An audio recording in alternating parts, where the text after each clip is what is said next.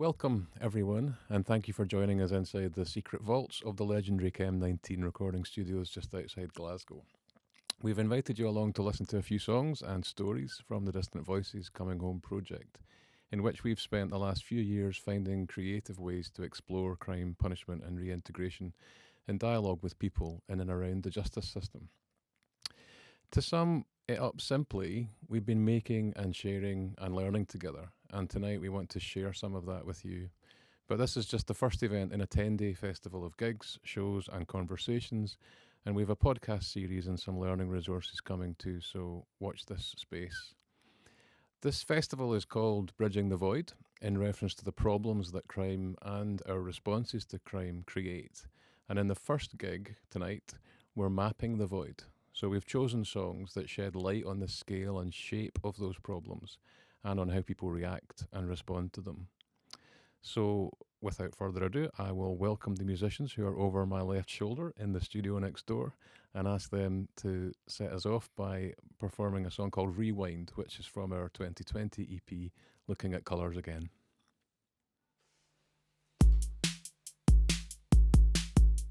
If I could put the cassette back in the machine, rewind, record over, rewrite the scenes, undo the stupid mistakes I've made.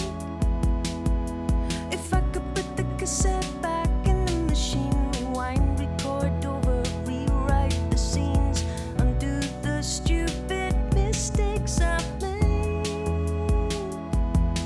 I was young and foolish, dog with a bone, senses polluted, testosterone, everyday squabbles marking terrain, bricks, sticks and bottles, self-made hurricane, then drive-bys and knives, all for a rush, at the cost of my sight, the cost of our lives, the thrill of the chase, until I was caught, no more the big man, I left you distraught.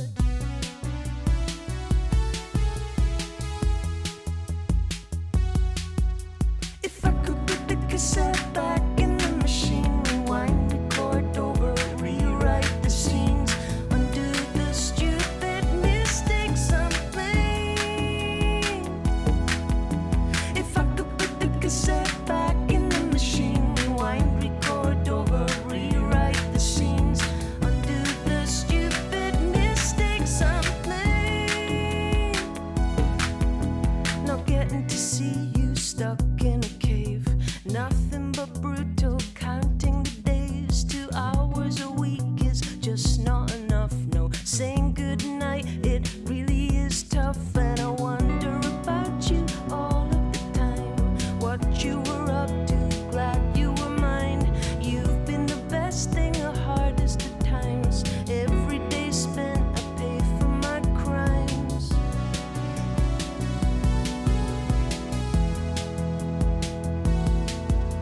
If I could put the cassette back in the machine, rewind, record over, rewrite the scenes, undo the stupid mistakes I made.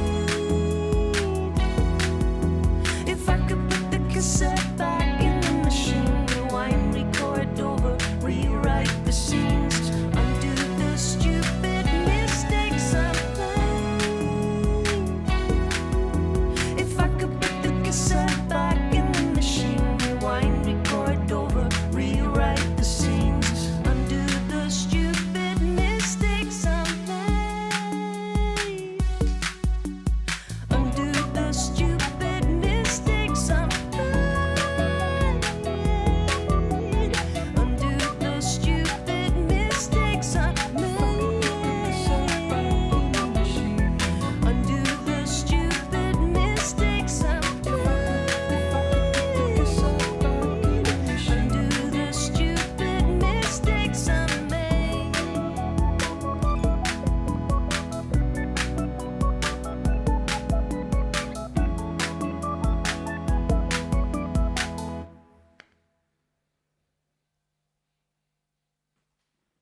Amazing, thank you guys. Before we proceed any further, I think we need to do some introductions. So I'm going to hand over to Louis next door, Louis Abbott, who's the creative lead on Distant Voices, and get Louis to introduce the band. Thanks, Fergus. It's lovely to be here in sunny outskirts of Glasgow. To my left, we have Mr. Thomas Cosmo Gibbs on various keyboard instruments. The redoubtable Donna Maciocia over here on keyboard instruments and singing, and Mr. Joseph Delaney Rattray over on low notes and drum noises. And I'm Louis Abbott. And you're playing something in there, some kind of guitar type playing a instrument? guitar on that one, yep. Nice one. Okay. Let's go back a little bit, no pun intended, to rewind. I just wanted to ask Donna to say a little bit about where and how Rewind was written. Can you remember and take us back to that process? Sure. So Rewind was a collaboration between myself and a young offender called Sean H. It was in Barlinnie prison. I don't know how many years ago now. Many years ago, it feels like. But we wrote this song at a time when he had not long had a baby daughter, and he was restricted to seeing his partner and baby daughter just once a week. I think it was like for 1 or 2 hours a week. And he was just in a period of reflecting on his youth, of being involved in gangs and fighting, which led him to suffer a severe permanent injury and led to him being imprisoned. And he just kept saying to me throughout the songwriting process that he wished so much that he could rewind his life like a cassette and do it all differently. So that became the chorus and the premise for the song. And we had a TR8 drum machine, which we're using today in the session. And so we started the track with a drum beat and wrote the song. Amazing.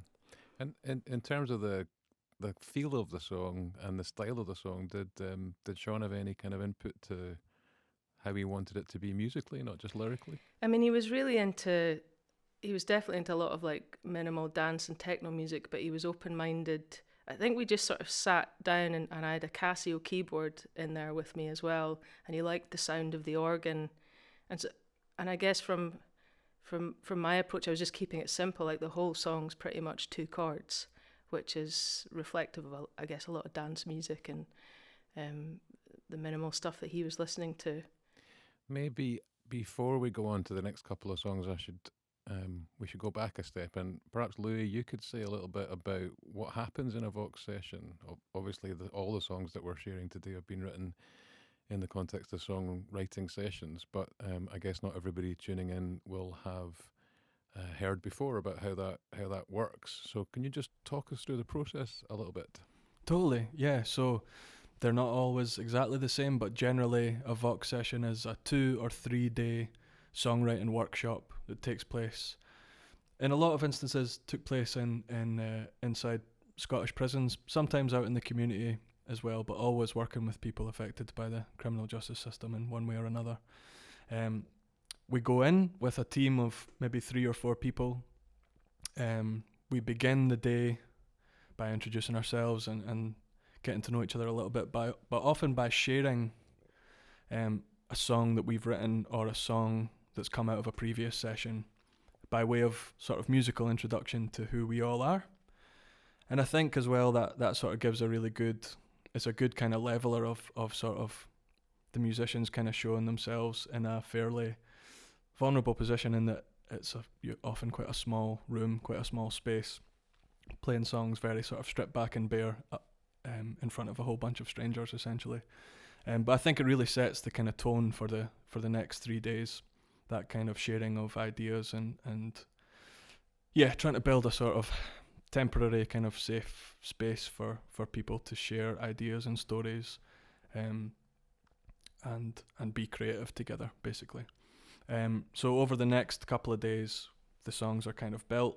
We go over exercises, writing exercises, and try and keep it quite fun, try and keep it quite light, do a lot of messing around and laughing usually. And then on day 3, when the songs are kind of in decent form, we sort of take in home recording setups, record the songs, kind of early demo versions of them, and then have a sort of big listen back party at the end of the 3rd day and kind of enjoy everything that's been made and all the work, which is an amazing part of the session. It's always my favourite bit. Cool. Okay, great. I think you've got two more songs for us now, and maybe we can dig a little bit deeper into the process after we've heard these.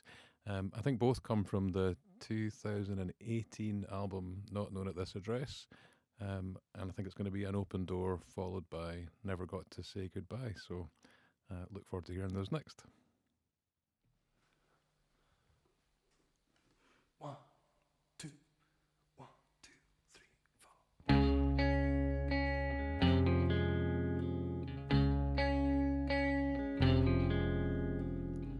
Hungry but I can't eat, not allowed and don't sleep in my own bed anymore. A uniform to show you who I am.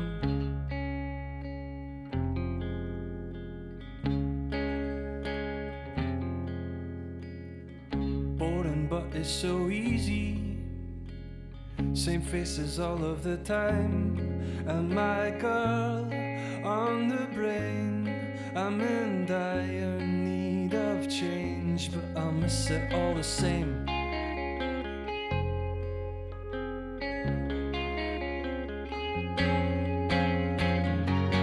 Give me the news and an honest paycheck, a season book and a set of wheels, a flash of your eye from across the body, a quiet life, an open door.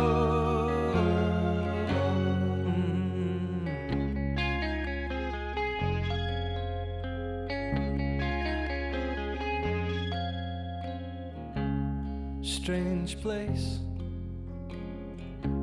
familiar faces, old furniture, brings the new back, the new makes me curious, and I might miss the routine, but I'd replace it with that scene in front of me any day. I'm amazed at the ways it's gonna change.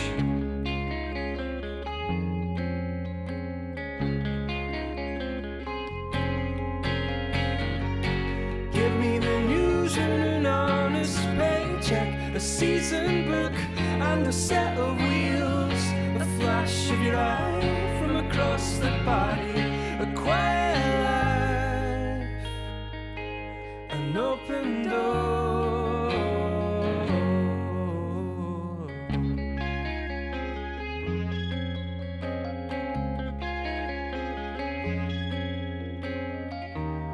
It's amazing how, surrounded by so many people, you can still be lonely. I'm only after opening my own doors. Give me the news and an honest paycheck, a season book and a set of wheels, a flash of your eye from across the body, a quiet life. Give me the news and an honest paycheck, a season book and a set of wheels, a flash of your eye from across the body, a quiet life, an open door, an open door, an open door.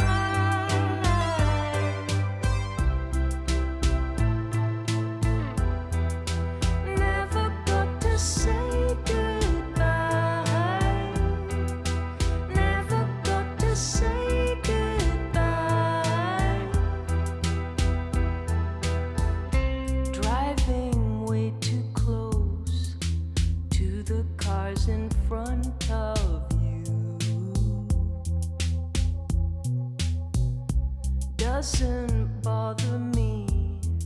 I'm safer when you've had a few. Window rolled down, smoke pools of your cigarette.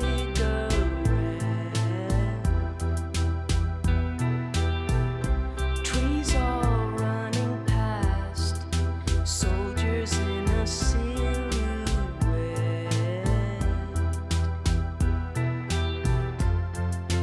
You've become the longest gaze out the window at the blinking star in the sky, the comfort in the clouds, silver linings floating by.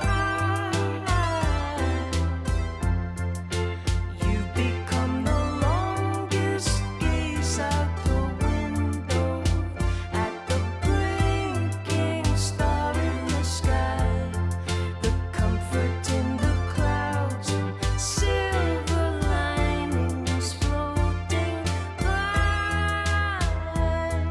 Mom's lost without you, Barry, he's lost too. Natalie's heartbroken, Nicky is blue. Mom's lost without you, Barry, he's lost too. Natalie's heartbroken, Nicky is blue.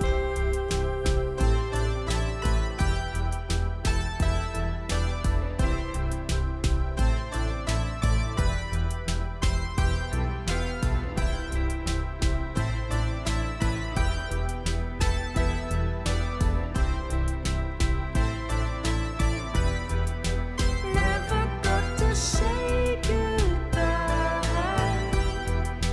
Never got to say goodbye. Never got to say goodbye. Never got to say goodbye. Never got to say goodbye. Never got to say goodbye. Never got to say goodbye. Never got to say goodbye.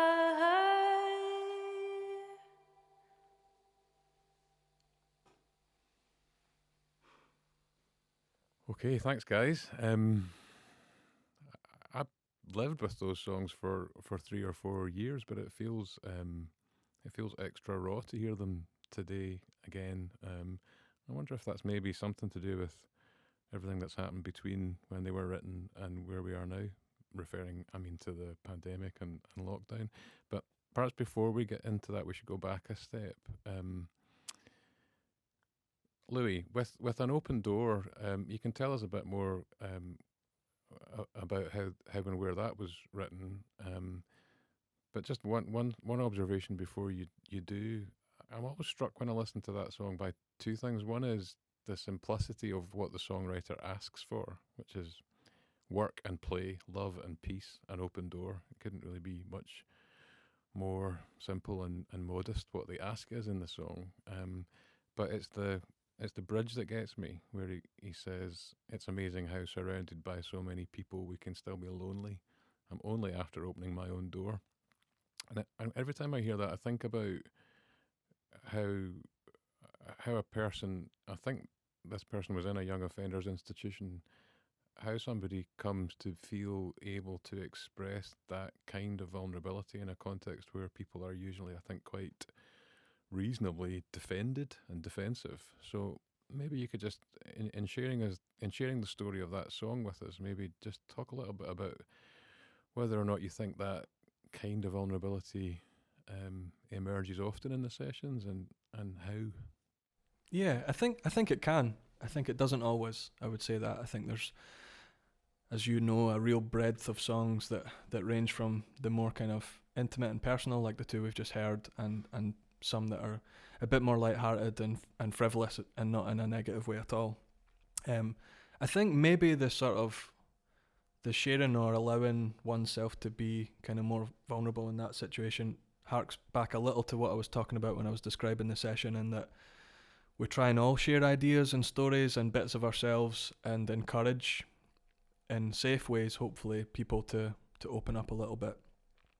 The song is 3 or 4 years old, so I don't remember specifically how that line in the middle that you referred to came about. But I think those little moments and those little lines do come up quite a lot, and I think partly that's down to the fact that you're often writing one-to-one in a quiet corner of a room or a broom cupboard or wherever you're allowed to be, and that sort of intimate sharing of ideas and stories is quite small scale until later shared with the wider group. And I think that's maybe part of it, is that it's not necessarily all sitting in a room together shouting out ideas and someone really bravely decides to throw a line like that into the pot. It's not really the case. So I think it's just a testament a wee bit to like the openness of the participants involved in the sessions to have a go and sort of be quite bold and quite brave in putting those kind of thoughts onto a bit of paper. And sometimes it's the first time someone's ever doing that. So yeah. And I guess connecting the two songs together, listening to Never Got to Say Goodbye now on this side of the lockdown also kind of changes its meaning or its impact a little bit for me personally. And if we put the two together, An Open Door is about the freedom to open and close our own doors, and in the context of listening to somebody talk about grief and loss without that freedom, I guess it just brings home the fact that people in prison, as some of us experienced it even in lockdown, were forced to grieve while separated from the people that we love. So I thought I might ask Donna. Donna, you were the co-writer on that song. Maybe you could just tell us a little bit about how that one came about, and then more generally, what kind of impact writing songs, especially songs that have that kind of emotional intensity, what impact that has on you as a songwriter, I guess, as a person. Sure. So Never Got to Say Goodbye was, I've actually got Shuggy's words here, so I'll read them out. So she says, "My dad died earlier this year while I was in prison. I never got to say goodbye to him properly, so writing this song felt a bit like that for me. I had to turn up to his funeral in cuffs. It's about all the good times I remember with him from a few years ago, and to tell him that we all miss him. He thought he was getting a boy, and he called me Shuggy from the day I was born." The impact of writing songs like this, I guess it's a beautiful and a painful thing, because of course there's a real, it's really sad hearing these stories. It's very sad, it's very powerful, and there's often tears in sessions, but like Louis said earlier, there's so much laughter as well, and there seems to be a really nice balance between those two elements in any Vox session. But it feels like a real gift to be able to, and a real privilege to be able to take that experience that someone has and create this piece of art out of it that is, we're not trying to provide a therapeutic service in what we're doing, but often it can turn out to be like that. And it feels like a real privilege that somebody shares in a very vulnerable way their stories and their sadness, and putting it into a positive thing that I know when we've played this song in so many different locations across the country, how it's just, it's a very specific story, but it has this universal, it really resonates with people. And there's a lot of people that have come up and said, can you please tell Shuggy that I say thank you for that song? It's really, touched me. Yep, great. Thanks so much for sharing the story.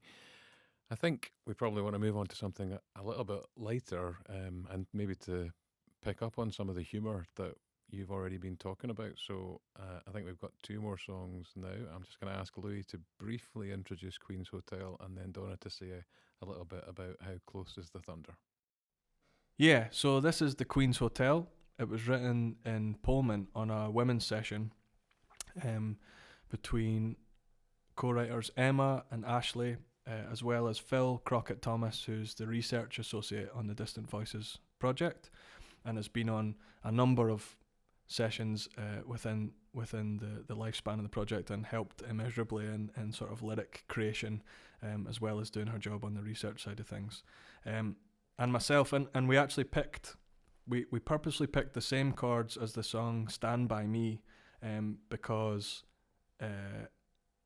I think it was Ashley who could play a bit of guitar, and they really wanted to be able to play the song after we'd left the session. They wanted to be able to play it to their pals and share it. And it's a kind of light-hearted look, a sort of light-hearted, tongue-in-cheek look at a sort of day in the life in the prison system from their point of view. So there's a few kind of slightly needly things, but it was supposed to be quite light-hearted and not taken too seriously.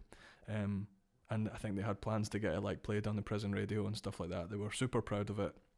It's a really good fun song. So we're going to play that shortly, but we're also going to follow that with How Close Is the Thunder, which was also a group song, right, Donna? Yeah, so How Close Is the Thunder was, in fact, the first song that I'd ever co-written as part of working with Vox Liminis. And it was in Castle Huntly. And it was a collaboration between two prisoners, Evan and Stephen, and two criminal justice academics, Kirsty and Annie. And they wrote a song. I guess they were finding the commonalities between them, and they were talking about all the worries that can come before a big event in your life. Because one of the guys, who I feel terrible that I can't remember who, but he was soon to be released from prison and experiencing all the anxieties of that coming. And I think Kirsty and Annie were talking about, new starts to a university term. You can start to question everything, but in the end you find the strength to face it and realise that these things that you worry about aren't actually as scary after all. Welcome to the Queen's Hotel. Here's some rules to fit in well.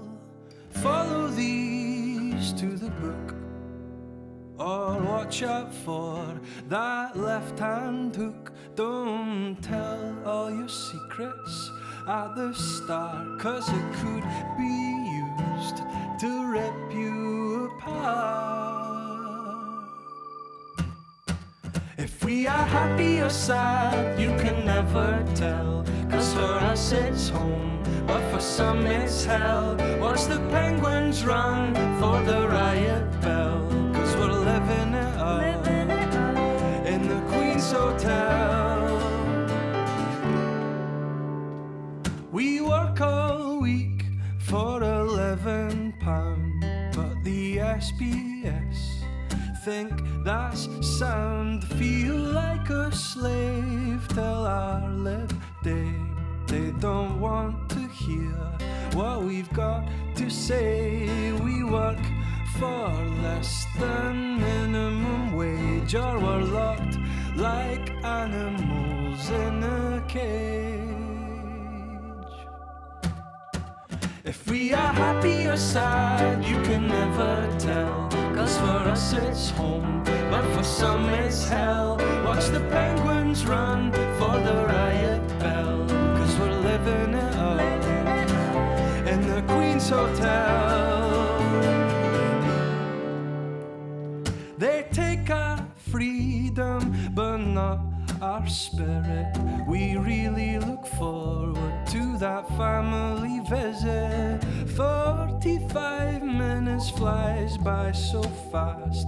All we want is for it to last. When the penguins shout that time is done, that's when we crumble and the tears come.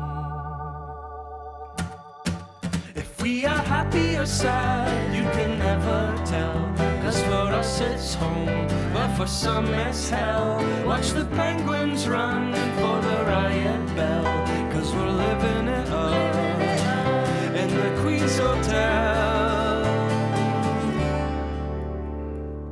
Don't take this seriously or get really mad, 'cause the Queen's Hotel ain't that bad. Some days you want to give up and get real wavy, But don't stress, 'cause it's all gravy, baby.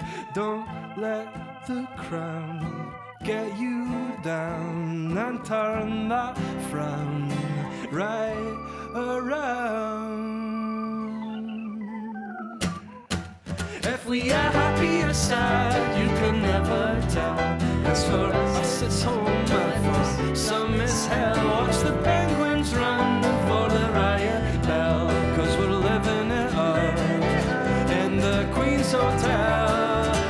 If we are happy or sad, you can never tell. As for us it's home, and for some it's hell. Penguins running for the riot bell, 'cause we're living it up in the Queen's Hotel.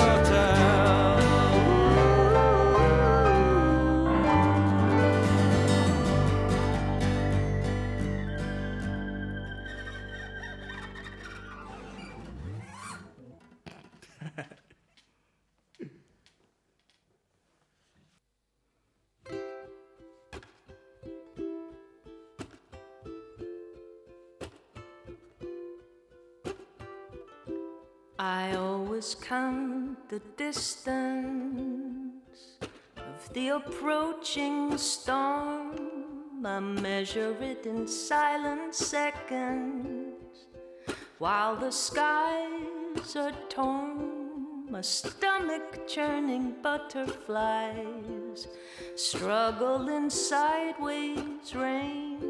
How close is the thunder?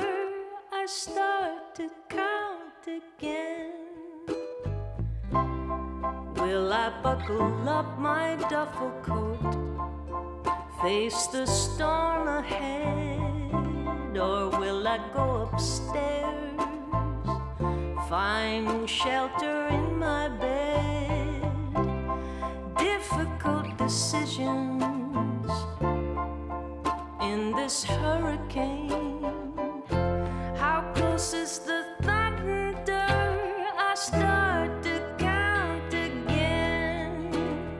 Lightning illuminates nature's all. A message from somewhere to face it on my own. Lightning illuminates nature's all. A wake-up call to face it here on my own.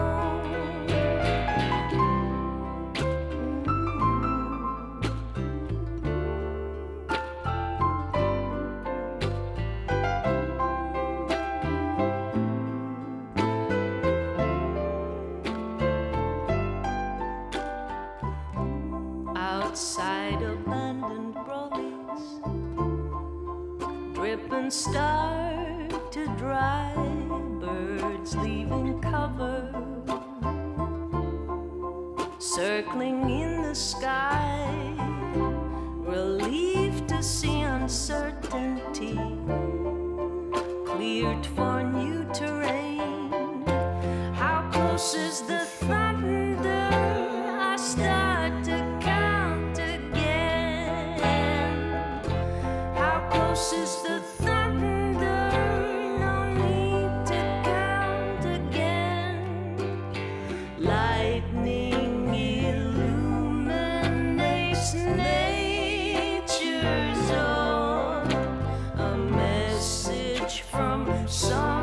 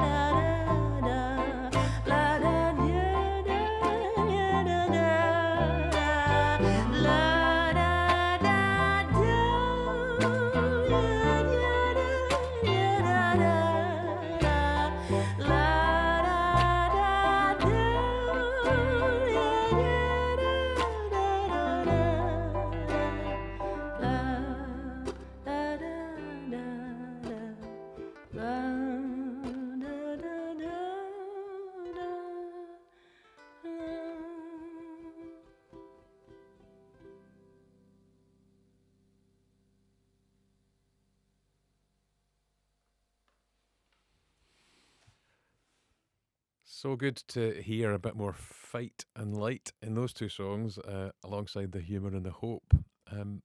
It makes me wonder, people listening might come to this expecting, I don't know, I don't know what they would expect to hear in terms of themes that might emerge in songs written in and around the criminal justice system. And I guess we can't ask them, but I can ask you two, Louis and Donna. You were already experienced songwriters before you came to this project, but I think criminal justice as a context was new to you both. So what has most surprised you about what you've found through your work in this project? I think for me, I think the power of songwriting to super quickly break down barriers between people in a context that's, I mean, pretty hostile and alien. It's not a nice environment to be in. And when we do Vox sessions, we've got such a diverse group of people in one room from all walks of life. And I suppose in some ways on day one, I can only imagine what a lot of the prisoners think, or prison staff as well, are wondering what are they coming into. And, you know, you're sitting in a room with a bunch of strangers and you're expected to be vulnerable. But on all the sessions I've done, and I don't know how many songs or sessions I've done, but it's, I don't know, 40 sessions. It's incredible how quickly over 3 days, how songwriting can just create quickly such trust. I guess that the willingness of people to be vulnerable, the giving and the receiving, the sharing, just really blows me away. I've never experienced that. I know about the power of music and the power of songwriting for myself personally and my peers that enjoy it as well, but I don't know. What do you think, Louis? Yeah, I think I definitely echo quite a lot of what you're saying, for sure. And maybe one other thing to add is just the quality of the output that kind of comes out of the sessions, which is obviously a testament to the musicians we work with, but it's not the musicians kind of carrying the can or carrying the weight of the quality of the songs. It comes from everyone throwing themselves into the process and just kind of giving of themselves. And I think just I'm also surprised at how willing folk are to kind of do that and to give of themselves. And you know, the sessions we run are opt-in sessions. Nobody's there that doesn't want to be there, but it doesn't mean that people who have signed up are necessarily comfortable in that environment. So the standard and the quality of the songs that have come out, like over 300 songs or so over the past number of years, not just in the Distant Voices project, but in the Vox sessions we've done, is amazing, totally amazing, and I love listening to them. It's been a long time since I've thought about some of these songs because of where the world's been in the last 18 months, but to just dip the toe back in and sort of relearn a few of them and think about them again has been a total pleasure. Great. I guess one sort of follow-up question before we get to the next song I wanted to ask. We certainly understood, I think, from the outset that involvement in creative processes could be transformative for the people involved, but we also had in mind a project that would challenge audiences who engaged with these songs and who might be able through them to learn something about the lives of people who are kept away from them through processes of punishment. So I guess I wanted just to ask you whether you think the project has changed you at all, or changed the way that you think and feel about these questions of crime and punishment specifically. Definitely, and it's probably quite difficult to provide a brief answer, but I'll try. Like for me, there's a couple of things. Like number one, I didn't know I had expectations and judgments and prejudices about the system until I went in and I realised how influenced I was by, I guess, the media, because that's the only interaction most of society seem to have with prisons, is watching TV shows, reading the newspapers, and I was very quickly my eyes were opened very quickly, and what I anticipated being fearful of, admittedly, I thought I might be frightened of the actual prisoners, but I've hardly ever felt that I'm more fearful of the institution itself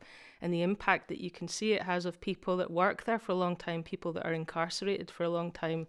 And I've definitely come away feeling quite quickly like prison is not the answer.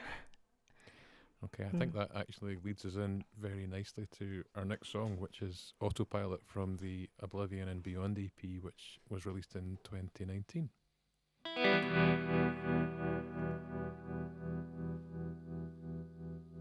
I'm holding on to autopilot, autopilot for tonight. Autopilot doesn't choose, autopilot doesn't ask. I'm holding on to autopilot, autopilot for tonight. Autopilot doesn't choose, autopilot's got it all mapped out. Oh, to have beliefs, to live beyond your grief, this is my reality. Oh, to find the good in me, you're a distant memory. I am more than a number, I am more than a prisoner, I am more than a judgment in a courtroom saga. I am more than a number, I am more than a prisoner, I am more than you'll ever know, I am more than you'll ever know. Oh, to have normality, what do you believe? The doors in here are closed, but I am still alive, I am still alive, I can still breathe. I have adapted, I have adapted. I am more than a number, I am more than a prisoner, I am more than a judgment in a courtroom saga.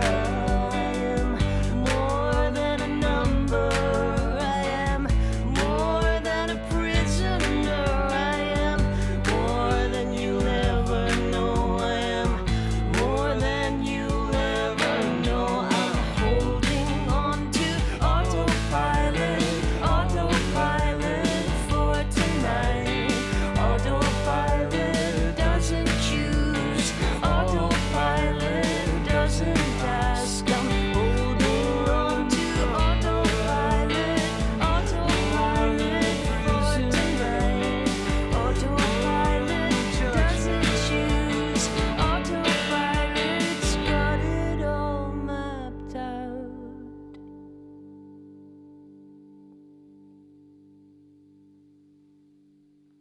Great. So interesting to hear a strong thread of resistance running through that song too. But listening to that one today, what I'm hearing is also a song about how people find ways to do time within the void, to go back to the theme that we started with. And then also, how to find a way to survive that place, which I think links back to what Donna was saying just before you played it about what these institutions feel like and about how they themselves institutionalize and disintegrate people. And it's interesting in that song how the way of surviving that is to go onto autopilot, which I guess also in a way takes the person away from life outside, which might be a problem later. But maybe rather than me prattling on about it, Louis, you could tell us what the co-writer had to say about Autopilot, and then maybe also introduce our final song for tonight, which is Bars and Multicoloured Chairs. Yeah, so Autopilot was written in Barlinnie between musician Jill O'Sullivan, who plays under the name Jill Lorien, and a chap called Lee. And in Lee's words, "My song is about the state of mind you need to cope with prison life. A way of being, a way of living while being incarcerated. I use autopilot as a coping mechanism where there is not much thinking needed. Our days melt into one, therefore time flies. And yeah, it's an amazing song, totally hypnotic, and I always enjoy playing it. And we're going to finish with I'm going to finish on a nice positive note with a song called Bars and Multicoloured Chairs, which I co-wrote with Alana in a women's session in Pullman. The song also features a co-write with Phil Crockett-Thomas, again, who helped a lot with the lyrics and the kind of imagery in the song. And in Alana's words, I wrote this song to express my feelings about being locked up in prison for the first time and how it felt walking into the unknown.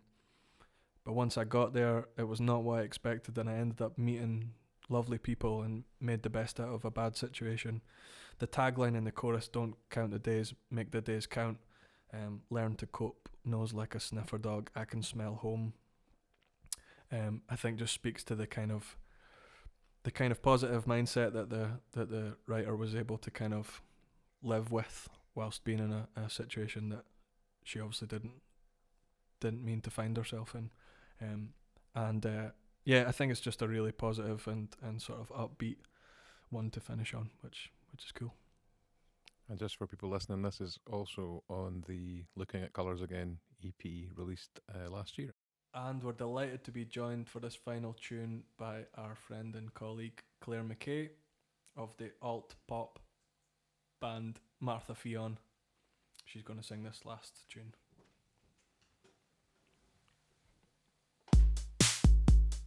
We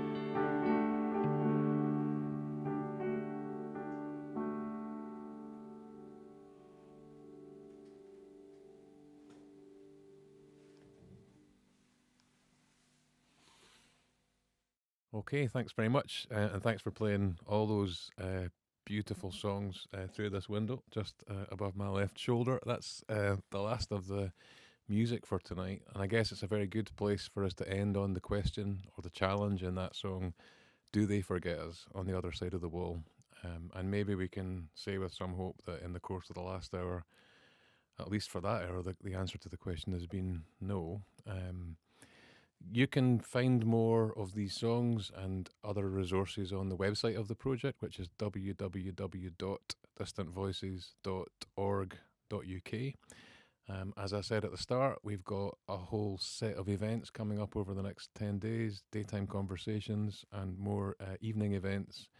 And we will be back here at Chem 19 for the final event in about 10 days when we'll reflect back not just about what we've learned about the scale and shape of the void that we've been discussing tonight, but also about how we can build bridges that help us get beyond it and imagine something better. So thanks for joining us, and we'll hope to see you again soon.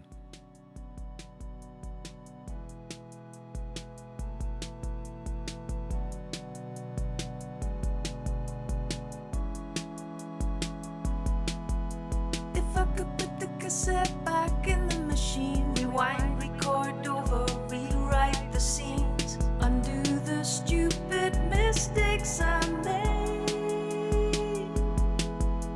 If I could put the cassette back in the machine, rewind, record over, rewrite the scenes, undo the stupid mistakes I made.